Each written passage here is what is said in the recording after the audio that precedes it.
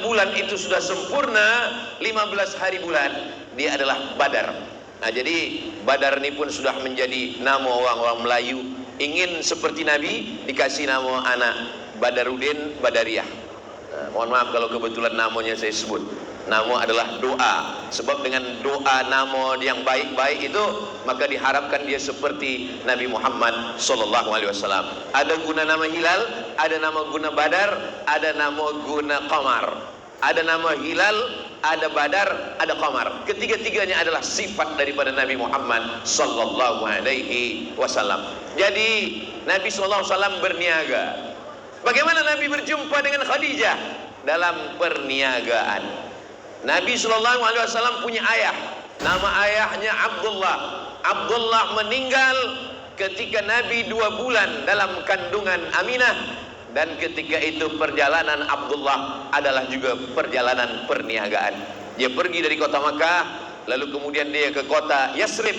Namanya belum berubah, namanya waktu itu masih lagi Yasrib. Itulah sekarang kota Al-Madinah Al-Munawwarah. Dalam perdagangan itu, perniagaan itu, dia meninggal dunia. Ayahnya seorang peniaga, istrinya seorang peniaga, dia juga seorang perniaga. Muhammad, anak Abdullah, anak Abdul Muttalib, anak Hashim, anak Abdi Manaf, anak Qusay. Qusay datuk dia yang kelima. Abdullah, Abdul Muttalib, Hashim, Abdi Manaf, Qusay. Qusay juga seorang peniaga. Jadi yang membina rumah besar di kota Makkah Al-Mukarramah, nama rumah itu Darun Nadwah. Dar artinya rumah, Nadwah tempat berkumpul. Darun Nadwah, rumah paling besar tempat berkumpul, itu dibina oleh datuk Nabi yang kelima, Abdullah, Abdul Muttalib, Hashim, Abdi Manaf, Qusay. Qusay juga seorang peniaga. Qusay peniaga, Abdullah peniaga, Khadijah peniaga, Nabi Muhammad SAW peniaga. Ketika turun ayat yang mengharamkan riba, riba yang pertama diharamkan adalah riba Abbas. Abbas pakcik Nabi juga peniaga. Jadi kalau kita hitung kira dari keliling keluarga Nabi SAW, Abdullah peniaga, Abdul Muttalib yang memberikan air minum. Semua jamaah haji yang datang disediakan air minum, dan dialah yang memegang kunci Ka'bah. Abdul Muttalib juga peniaga.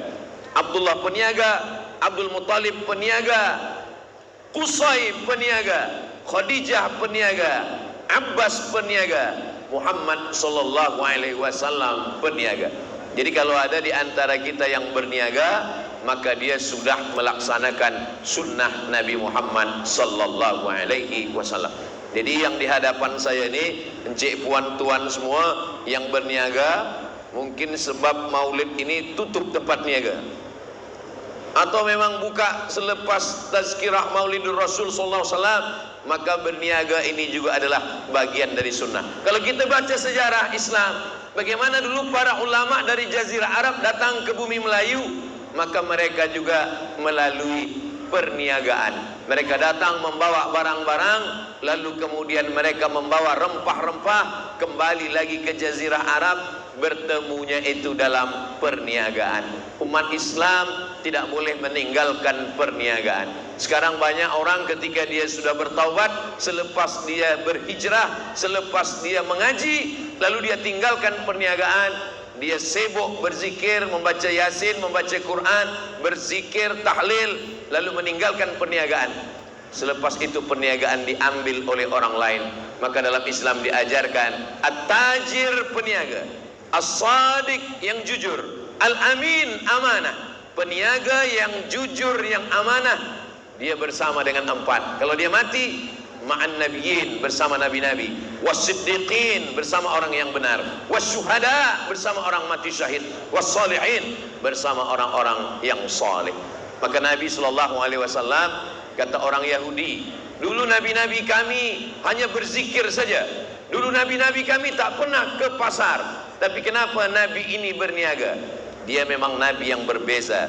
Dia panglima perang, perang Badar, perang Uhud, perang Khandaq, perang Fatu Makkah, tapi dia juga seorang peniaga. Nabi SAW datang ke pasar, Selepas itu dia masuk ke tempat perniagaan, dia masukkan tangannya ke dalam kurma, ke dalam gandum. Gandum yang di luar ni kering, yang di dalam ni basah. Maka gandum yang basah busuk, gandum yang basah bercendawan, tidak lagi boleh dipakai untuk dimasak. Lalu ditutup di luarnya dengan gandum yang kering. Nabi SAW memasukkan tangannya ke dalam. Lalu Nabi bertanya kepada yang menjual gandum, "Ma hadza ya sahibat ta'am?" Hei kamu yang berniaga gandum, kenapa yang basah, yang busuk kamu simpan di dalam? Lalu yang di luarnya kamu bagi yang kering. Apa kata yang berniaga? Asabahul matar, kena hujan ya Rasulullah. Kalau saya nampakkan yang basah kena hujan ini tak laku, orang tak nak beli, maka saya tutupi dengan yang kering. Maka keluarlah hadis Nabi sallallahu alaihi wasallam, "Man ghasyana falaysa minna." Siapa yang menipu, siapa yang membohong, siapa yang membuat penipu, tipu-tipu, falaysa minna, maka dia bukan umat Nabi Muhammad sallallahu alaihi wasallam. Jadi dalam Islam banyak orang baik ketika sedang sembahyang, banyak orang baik ketika sedang haji, banyak orang baik di bulan Ramadan, tapi banyak orang yang curang ketika di tempat perniagaan. Maka Islam mengajarkan kita, Allah yang kita sembah di masjid, Allah yang kita sembah di padang Arafah, Allah itu juga yang mengawasi kita, yang memperhatikan kita di tempat perniagaan. Itulah kenapa pagi bila kita masuk ke tempat niaga, kita baca ayat kursi. Banyak orang mengatakan membaca ayat kursi itu untuk menjaga perniagaan daripada sihir, daripada jampi-jampi, daripada magic, daripada kejahatan orang. Tapi sebenarnya dua-duanya betul. Dia untuk yang luar menjaga daripada sihir orang lain, tapi ke dalam sebagai peniaga dia merasa sedang diperhatikan Allah. Yang memberikan saya tempat berniaga ni Allah. Adakah Tuhan selain dia? La ilaha illa huwa. Kalau saya sekarang hidup, dia maha hidup, Al-Hayyu. Kalau sekarang saya hidup, dia mengatur kehidupan saya, Al-Qayyum. Dan dia tidak mengantuk. Kalau saya takut curang, takut bohong, takut tipu, kerana ada kamera CCTV, maka yang mengawasi saya bukan CCTV, yang mengawasi adalah dia. La ta'khudhuhu sinatun wala naum. Kalau sekarang saya kaya raya, saya punya tempat bisnis, maka dia maha kaya. Lahu ma fis samawati wa ma fil ard. Kalau sekarang saya boleh ditolong oleh orang lain, nanti tidak ada yang boleh menolong saya. Man dzalladzi yashfa'u indahu illa biiznih.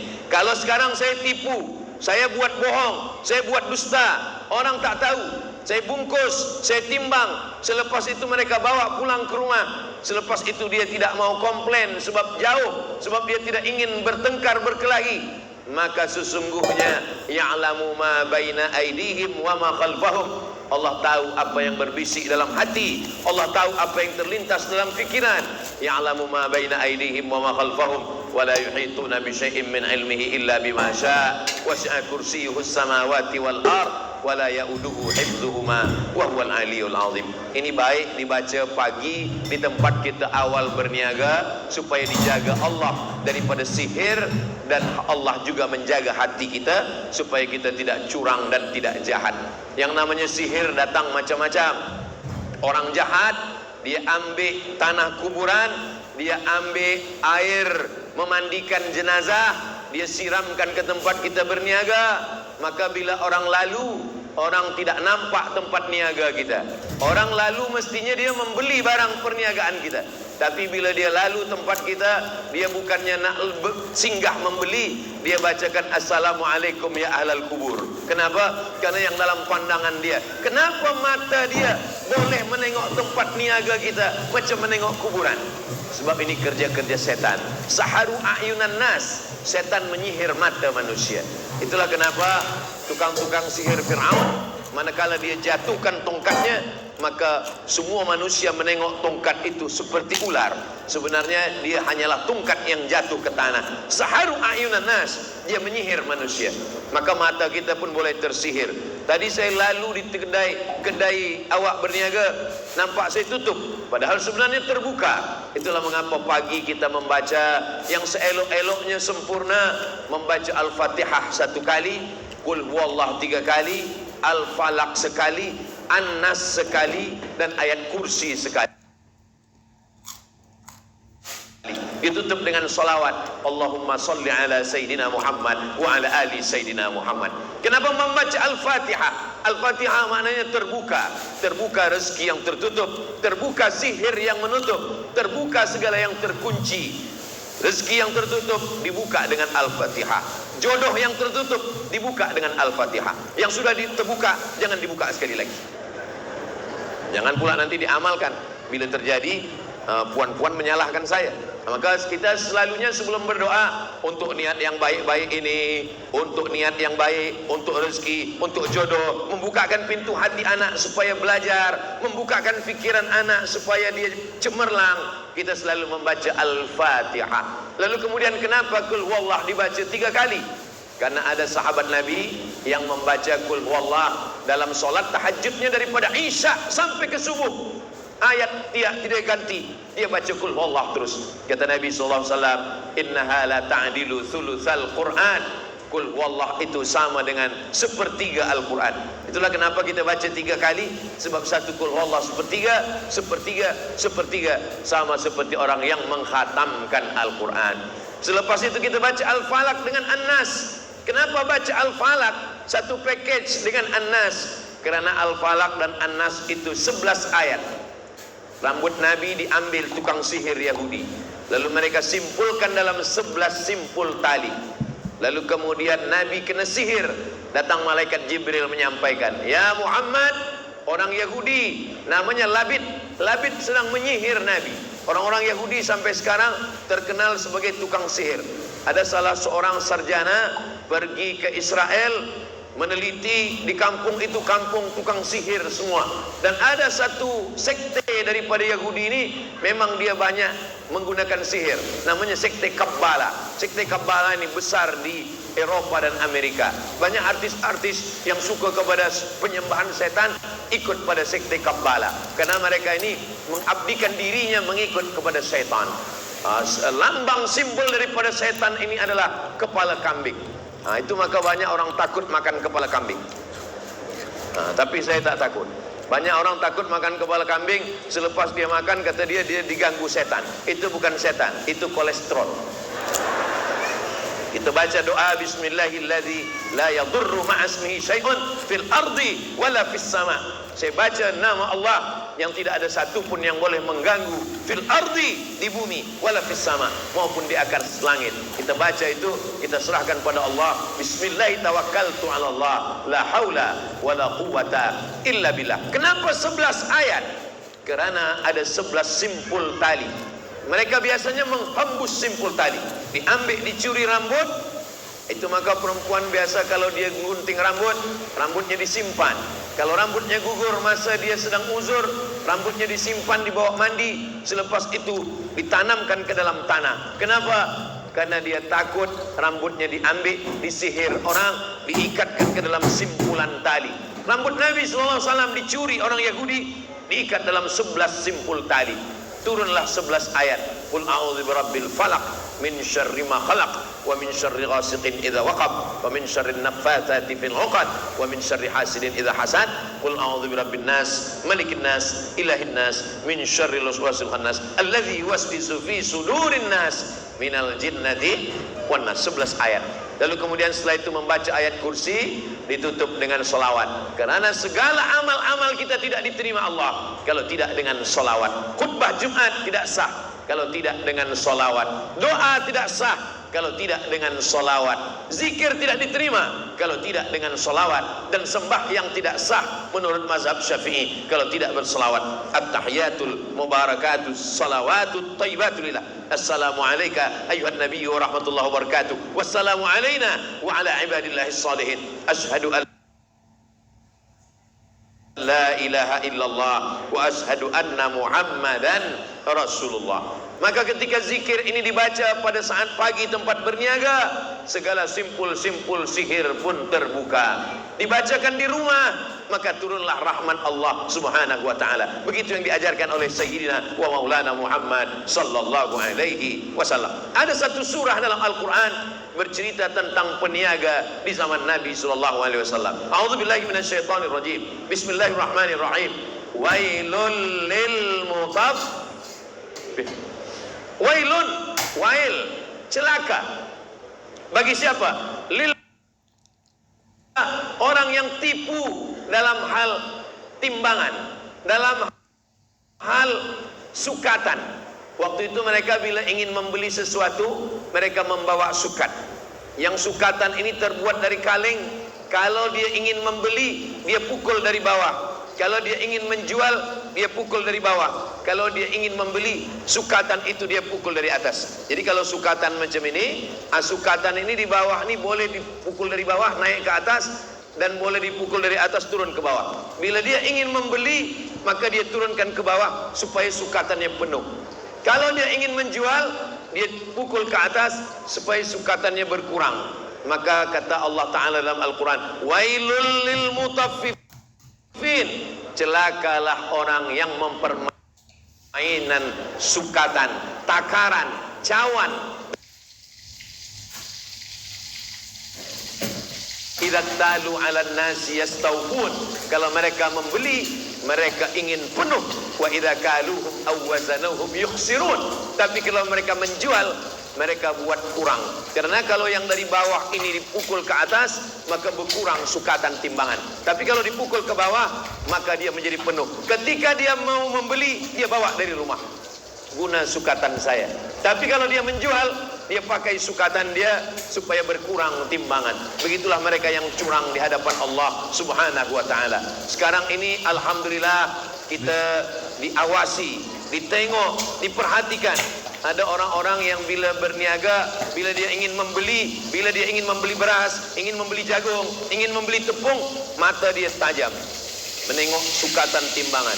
Kalau menengok Quran tak nampak, tapi menengok sukatan tampak. Ini elok juga mata macam ini. Kenapa? Karena ini menjaga peniaga supaya dia takut curang dan dia pun tidak menzolimi orang.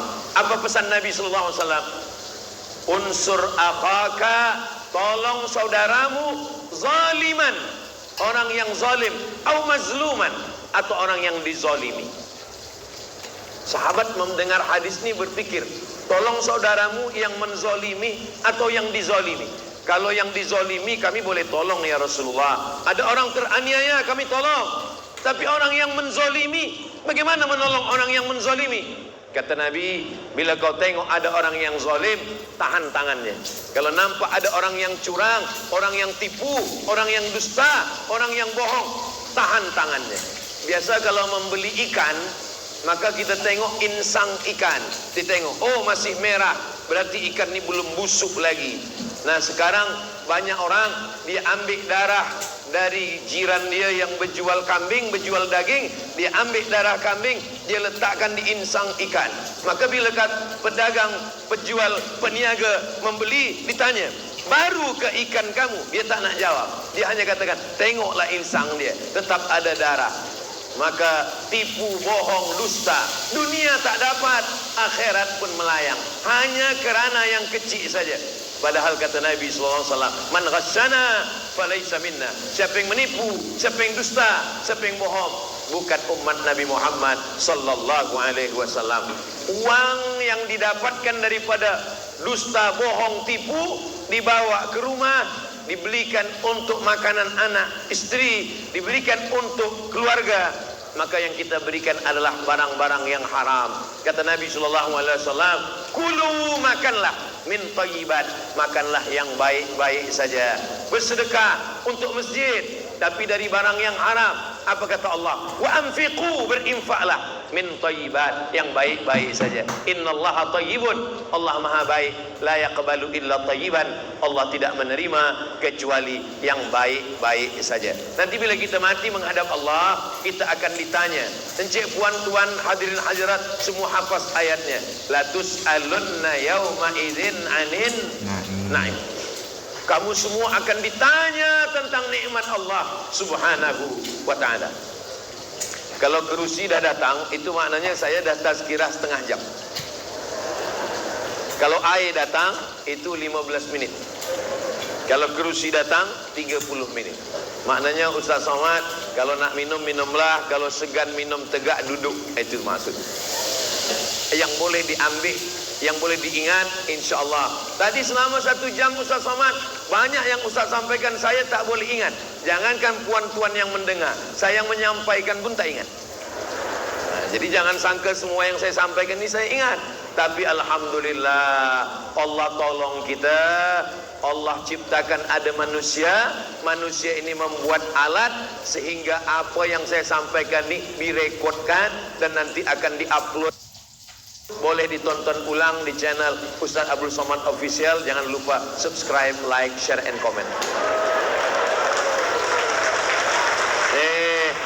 Kami susah kami nak tengok tazkirah Ustaz Somad banyak betul. Ada yang di Brunei Darussalam, ada yang di Sarawak, ada yang di Sabah, ada yang di Semenanjung, ada yang di Sumatera, ada yang di Kalimantan, ada yang di Sulawesi, ada yang di Jawa. Ini tazkirah ni yang mana? Kalau nampak nanti ada tempat niaga, itu di Beaufort. Nah, mudah saja mengingatnya. Kalau nanti nampak di tempat tazkirah itu nampak ada khas, ini adalah Ustaz Abdul Somad semasa berada di Beaufort, dan ini menjadi ingatan yang luar biasa buat saya dan buat datuk-datuk, datin-datin, adun-adun, buat kita semua insyaallah. Ini karena kemuliaan Maulidur Rasul sallallahu alaihi wasallam. Untuk apa kamu berniaga? Saya berniaga hanya nak cari makan saja, Ustaz Abdul Somad. Baik, tak salah. Tapi berniaga mesti lebih dari setakat makan. Kenapa? Man bana masjidan. Siapa yang membina masjid, banallah mislahu baitan fil jannah. Allah benakan untuknya satu tempat di surga. Kalau kita hanya membina rumah kita saja, rumah anak kita, baik. Tapi yang paling elok adalah membina masjid. Jadi kenapa orang Islam berniaga? Karena dia ingin membina masjid. Peniaga-peniaga yang muda-muda, yang belia-belia, maka rezekinya berlimpah, nanti benakan masjid. Saya dah bina masjid Ustaz Abdul Somad, Masjid Al-Ikhlas, Masjid Al-Taqwa, Masjid Al-Muhajirin, Masjid At-Tijarah. Masjid apa lagi nak saya buat? Benakan satu lagi masjid. Masjid apa namanya? Masjid As-Somad. Untuk mengenang Abdul Somad. Nah, baik, apa salahnya? Saya berjumpa dengan seorang peniaga, jamaah kita juga. Umur dia sudah 85 tahun. Jadi saya tanya, Tuan Haji, apa yang membuat Tuan Haji panjang umur, sehat badan? Ini sudah takdir Allah SWT, Pak Ustaz. Ada amalan-amalan khas kah? Amalan saya berniaga, pikiran saya terus bekerja, dan sampai hari ini saya tulis dengan tangan sendiri. Dia tunjukkan buku tulisan tebal. Dia tak guna laptop, dia tak guna komputer, dia tak guna handphone, dia guna tulis sendiri. Dia bina masjid.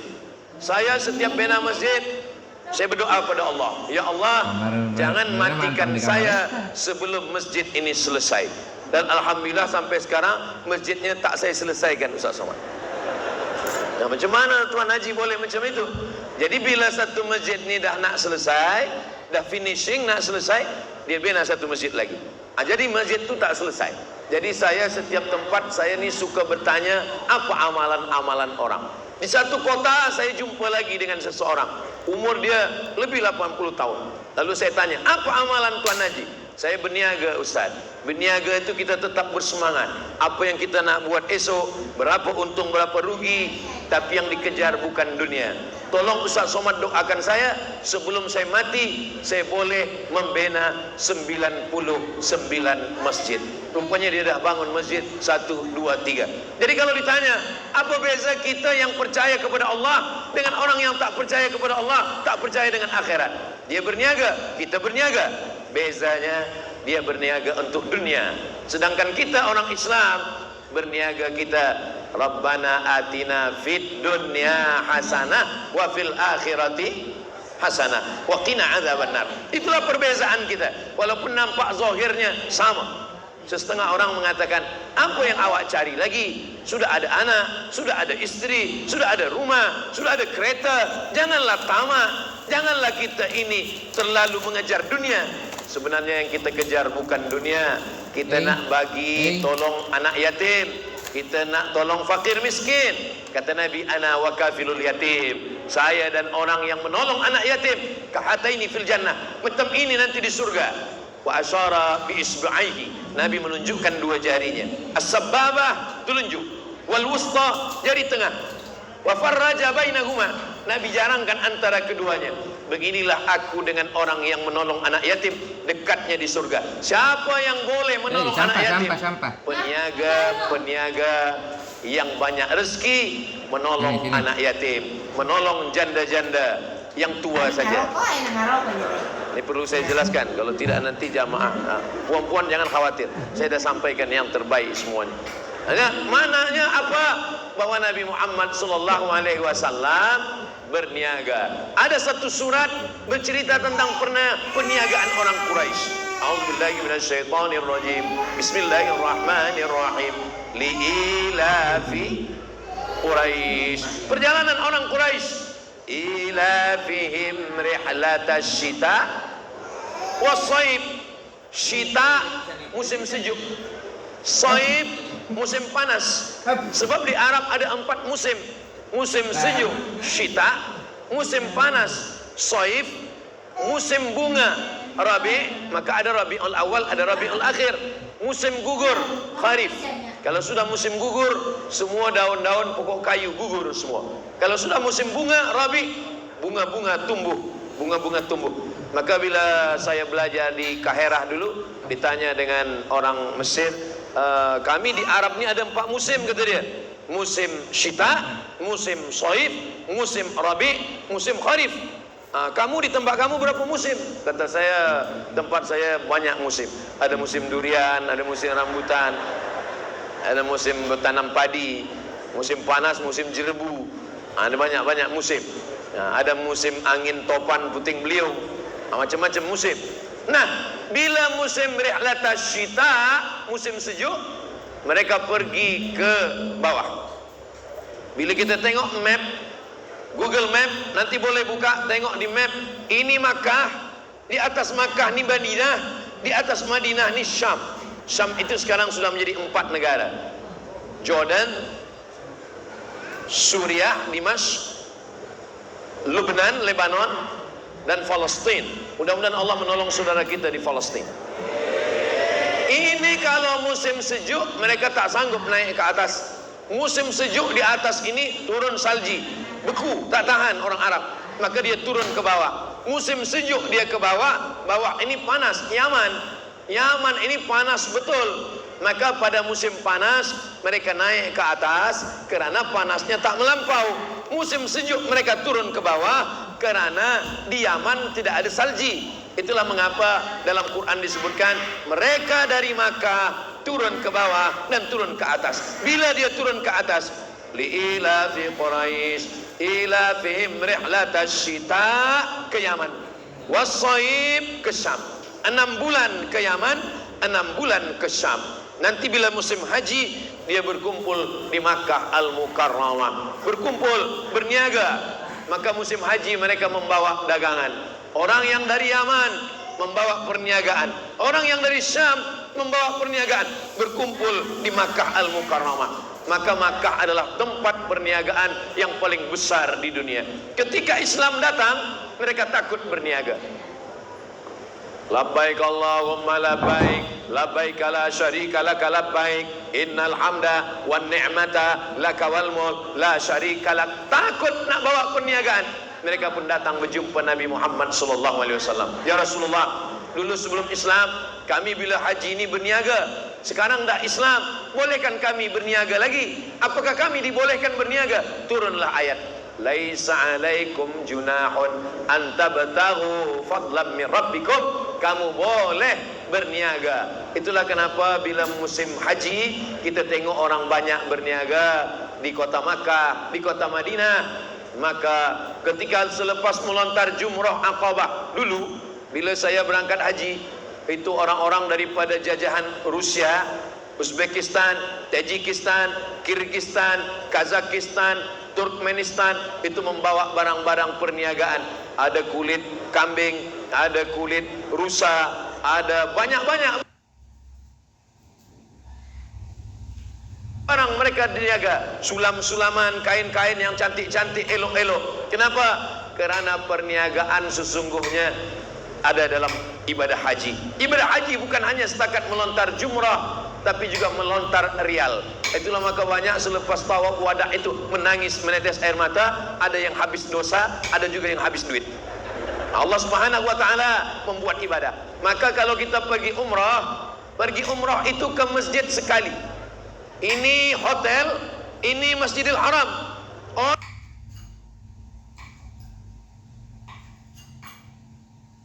Dua kali. Sebab dari hotel ke masjid ada tempat niaga, pergi ke hotel singgah sekejap, balik pun singgah sekejap. Disangka kawan lama iktikaf, rupanya lama.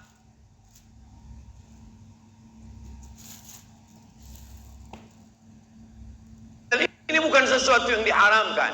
Karena dalam Islam bukan agama yang hanya akhirat semata. Islam bukan hanya menyuruh kita untuk berbuat amal akhirat saja. Dunia ini adalah jembatan menuju akhirat. Laisa bi khairikum man taraka dunyahu li akhiratihi. Orang yang baik bukan orang yang meninggalkan dunia untuk dapat akhirat. Wala akhiratahu li dunyahu. Bukan yang meninggalkan akhirat untuk dapat dunia.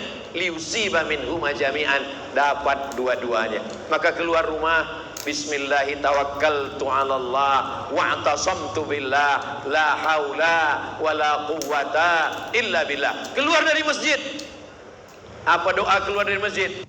Minta rezeki. Karena dalam Islam diajarkan, idza qudiyatis shalah, kalau salat sudah dilaksanakan, fantashiru fil ard, bertebaranlah kamu di atas muka bumi, wabtaghu min fadlillah, carilah rezeki karunia Allah Subhanahu wa taala. Sekarang banyak orang tidak mau berusaha karena menurut dia semua rezeki sudah dijamin, garansi Allah taala.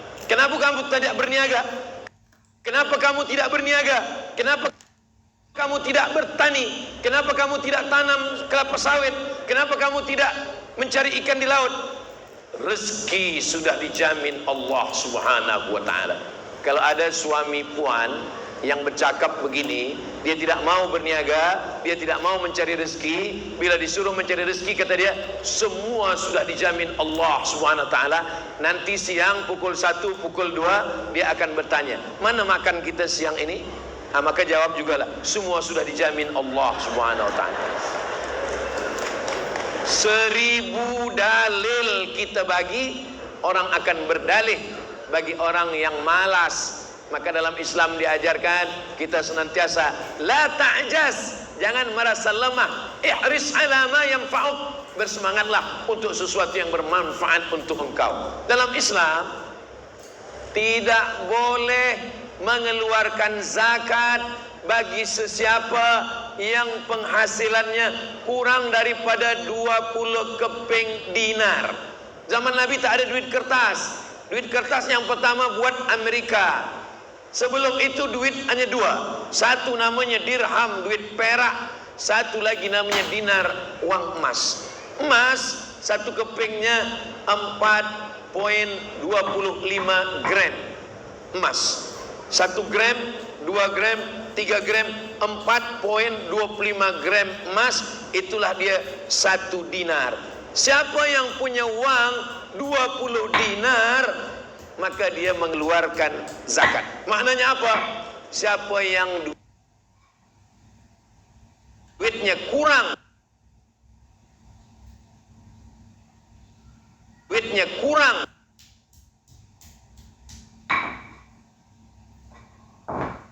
sadaqatu lil fuqara wal masakin wal amilina 'alaiha wal mu'allafati qulubuhum wa fir riqab wal gharimin wa fi sabilillah wa ibnis sabil. Kita selalu fakir disandingkan dengan miskin. Fakir, miskin. Fakir tak ada duit sama sekali. Maka orang seperti ini umur 70 tahun, suami meninggal, anak tak ada, hidup sebatang kara, maka dia ini adalah fakir. Tapi kalau dia masih muda, dia ada kerja, tapi penghasilan dia tidak mencapai 85 gram, 20 keping dinar setahun, maka dia miskin. Itu maka dalam surat Al-Kahfi, ammas safinatu fakanat limasakin. Ini adalah milik orang miskin. Orang miskin punya kapal. Kenapa orang miskin boleh punya kapal? Maknanya kapal untuk mencari ikan, tapi penghasilannya kurang daripada 85 gram, 20 keping uang dinar, maka dia termasuk orang yang menerima zakat. Kita menyerahkannya kepada Baitul Mal. Jadi agama Islam adalah agama yang boleh diamalkan melalui harta. Haji, walillahi 'alan nasi hajjul bait, diwajibkan melaksanakan haji. Siapa yang boleh melaksanakan haji?